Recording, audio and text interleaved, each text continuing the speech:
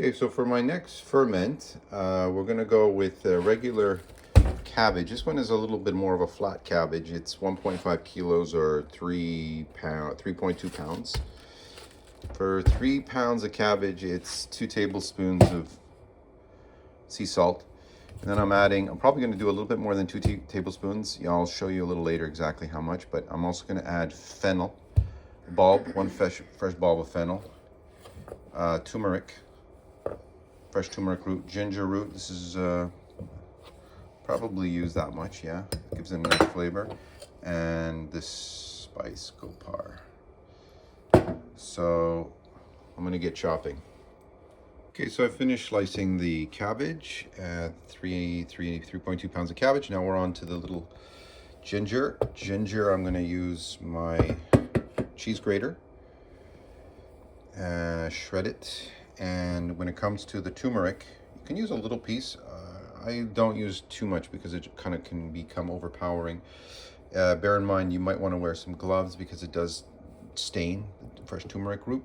And then I'm going to be shredding that on this side of the cheese grater. And I'll do it directly in, put my shredder here, and then I'll just shred it on that. When it comes to the fennel, the anise, just cut it in half, take off most of the green part on top, and then cut it in down the middle, and take out the core. And then I'll just slice it like this into thin pieces. So I was shredding the ginger into my mixture, and I ended up with this fibrous leftover layer. Don't be afraid to just take your chef knife and then cut this into little small pieces, and then you can add it to your batch. And the same thing will happen with the turmeric root. When you're shredding it, it will leave you with some of these fiber, so just pass your chef knife through it. So that's the turmeric, the ginger, the fennel, and now I'm going to be adding the Golpar, just a little bit. Maybe that's technically about a tablespoon.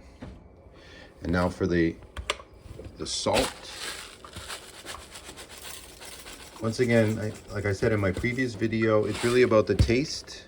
Like a recipe with 3 pounds of cabbage would say 2 tablespoons. So here's one and another one. Depends on the size of your grain. You know, if you're using fine salt, which I don't recommend, but because it has iodine in it, it would be a different amount. It's better to go by weight. But in the event, the best way to do it is to go by taste.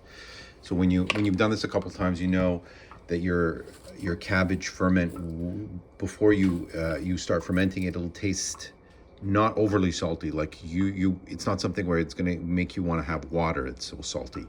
It's definitely not going to be that salty. It's going to be enjoyable. Just like you would normally add salt to food, you want it just a little bit more than that. So because I need to massage this, we're going to need to divide it in 2 bowls because I don't have a big enough bowl here.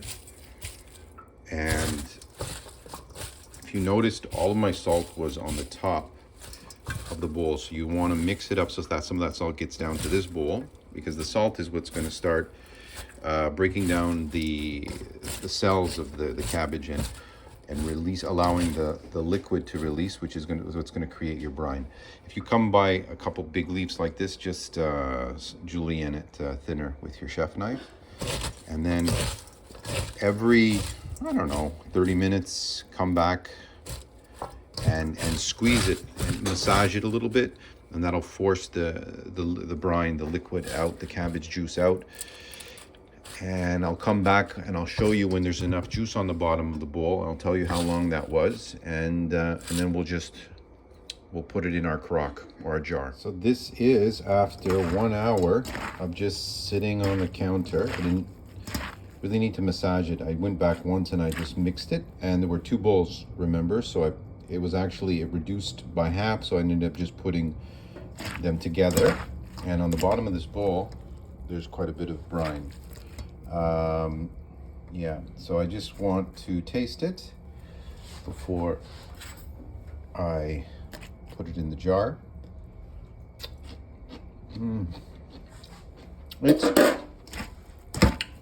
It's salty, but it's not overly salty.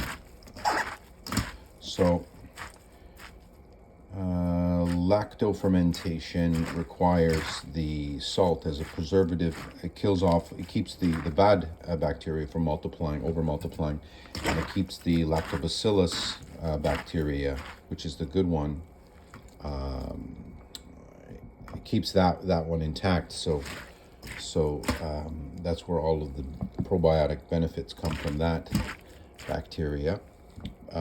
So yeah, you just don't want it to be overly salty, otherwise you won't enjoy it. So as you can see, there's quite a bit after 1 hour of brine. And we'll just put it all in our gallon pickle jar. And then we're going to put the rest of the juice. That's it. And I'm just going to force it down,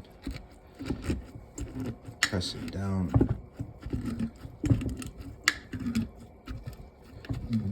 I could use a smaller jar.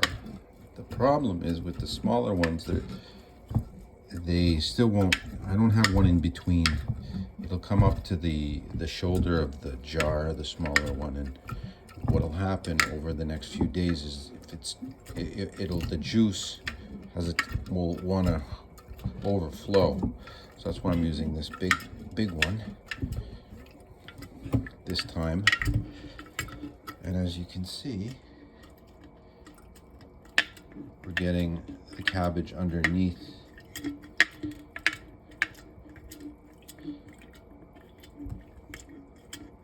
Like that. So that's it. 2 tablespoons of salt. And next time, you know what I'll do is I'll put 1.5 tablespoons, because to be honest, I found it when I tasted it, it was a little bit too salty, but nothing crazy. So now that I have all of the mixture below, more or less, I'm just going to put a wax paper.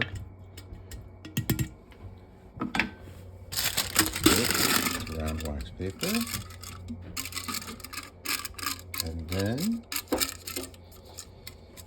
touching the surface, and then the weight. I also put what it is in the date, and I'm not going to keep it. That's it. Perfect.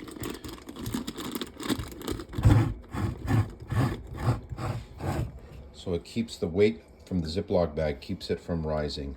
But there will be some carbonation, a little bit of water that comes up. And then there's so much space on the top of the jar, you don't really need to, but if you have a jar that's where the cabbage is right to the top, put it on a plate so it doesn't dirty your countertop. And you can even put a lid, just don't close it, just leave it lightly over so that the gas can come out as it's fermenting over the next 2 weeks. And taste it after about 10 days. You'll notice it's sour. If you really like it sour, let it go for 3 weeks, but otherwise after about 10 days, it's good to put in the refrigerator and enjoy as you like.